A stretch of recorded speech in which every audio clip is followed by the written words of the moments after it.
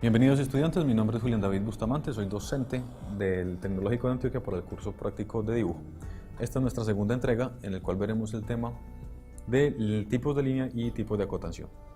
Vamos a complementar el trabajo anterior con ejemplos vistos y vamos a relacionar las líneas y las convenciones para la exposición de las medidas dentro de un plano. Bienvenidos. Lo primero que vamos a ver son unos conceptos generales.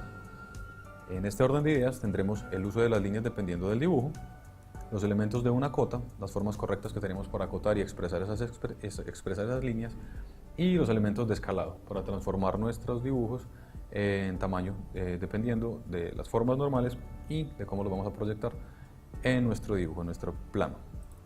Comencemos con lo siguiente: el uso de líneas dependiendo del dibujo. Es importante entender que el dibujo ha evolucionado desde hace mucho tiempo y que con la complejidad que ha venido teniendo se ha optimizado el uso de las líneas y de los elementos y las herramientas de dibujo para poder hacerlo de forma más sencilla, más entendible para todos. Entonces, tenemos que con la complejidad precisamente de esas piezas que se van dibujando, es evidente la necesidad de diferentes tipos de símbolos y líneas para hacer más fácil la interpretación de tales representaciones. Vamos a tener en cuenta lo siguiente: los contornos y los vértices en un dibujo, siempre que estén visibles y sean la primera línea que se observa, proyectándolos en el cubo se dibujan como una línea continua y gruesa. Para ello veremos unos ejemplos de línea en las siguientes diapositivas, en las cuales entenderemos cómo se dibuja y cuál es el uso primordial de las líneas dependiendo de su calibre y dependiendo de su grosor. También las partes de una pieza que se encuentren bloqueadas, es decir, en la parte de atrás de la vista frontal en una visualización, se verán como líneas, se dibujarán como líneas discontinuas en nuestro dibujo en el plano. Veremos lo siguiente. Estas son las clasificaciones de las líneas y nuestros tipos de líneas. Son las más convencionales en el resto del mundo y se utilizan por clasificación en las normas DIN y SAE. Las principales son estas. Nuestro tipo de línea y la representación que se hace es una línea completa, recta, gruesa, continua como se dice aquí en la designación, de un espesor en relación 1 al resto de las otras. La aplicación de estas líneas se hace para contornos y aristas visibles, es decir, la forma normal en la que dibujamos. La segunda de las líneas es una línea también de representación continua, pero más delgada. Para esto también es menester tener en cuenta que nosotros utilizamos diferentes tipos de minas, diferentes tipos de lápices, diferentes tipos de grosor en nuestros punteros para poder obtener este tipo de calibre de línea. Como se ve, es una línea de espesor fina con una proporción de 0.2 en relación a la línea de calibre grueso. Tiene diferentes usos. Lo principal es hacer como línea de acotación y como línea auxiliar precisamente para las cotas, o para hacer rayados y achurados en cortes y secciones. El tercer uso es de contornos y bordes imaginarios, es decir, que las líneas que tenemos como representación son más fuertes y nos dan una dimensión real del objeto, mientras que estas nos entregan una dimensión imaginaria, y los contornos y secciones de rebatidas, interpoladas, etc. Siguiendo, tenemos las líneas seccionadas o líneas que tienen esta configuración como de corte, parece un electrocardiograma. Son continuas y también son finas, respetan el mismo grosor con respecto a la línea de representación primarias de 0.2 y se utilizan para interrumpir áreas grandes, es decir, cuando debemos hacer un corte en una pieza, utilizamos una línea de este tipo de de corte para hacer esas rupturas y cortes en piezas. Se utiliza más que todo cuando las piezas son muy largas, en tuberías o en planos muy grandes, y se requiere interrumpirlo para poder que nuestra pieza quepa dentro del plano.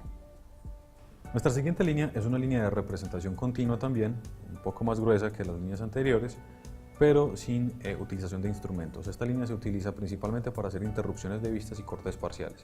Es una línea que, si bien tiene una demarcación para hacerla en planos generales y en planos de entrega oficial, también se puede utilizar para líneas de bosquejos o de SketchUps rápidos. Nuestra línea E, nuestra caracterización E de línea, son las líneas invisibles o las líneas discontinuas.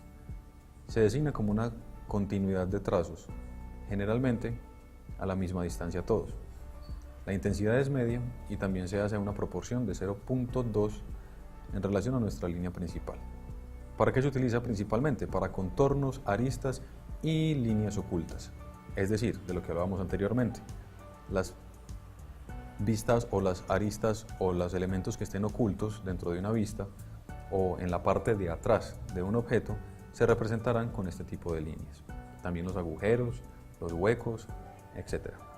La línea F tiene una configuración similar a la anterior, pero como vemos acá, tiene una línea pequeña, una más grande, una pequeña, una más grande, y esa sucesión de trazos largos y cortos, además finos, se utiliza para lo siguiente. De forma principal, para efectuar ejes de simetría. Cuando un plano tiene alguna situación en la que un elemento sea exactamente igual al otro, se utilizan estas líneas para representarlo, como posiciones extremas de piezas móviles y como líneas de centros y circunferencias. Es quizá uno de sus usos más recurrentes en la parte de las circunferencias y los centros. La designación G de las líneas es exactamente igual a la anterior, pero con unos trazos más fuertes. Estamos hablando de 0.5 en relación a la unidad que tiene la línea superior. Eso se hace para indicación de cortes y secciones directamente.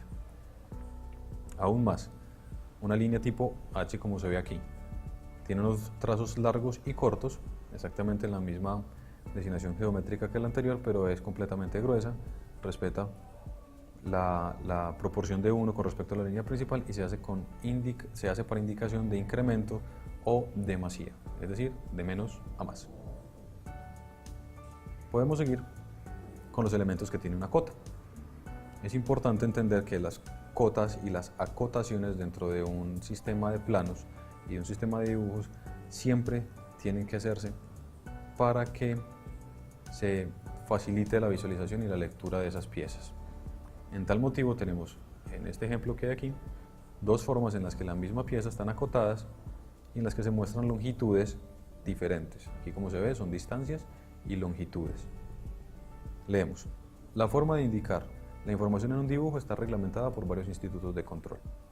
Así también los elementos que las componen, la marcación y las cotas. Entonces, como vemos en este ejemplo de acá, tenemos longitudes de referencia. Es decir, de este centro a este centro hay una longitud, de igual forma de este centro a este centro hay una longitud que se repite aquí abajo, y de aquí, de esta línea limitante de la pieza a este centro tenemos otra longitud.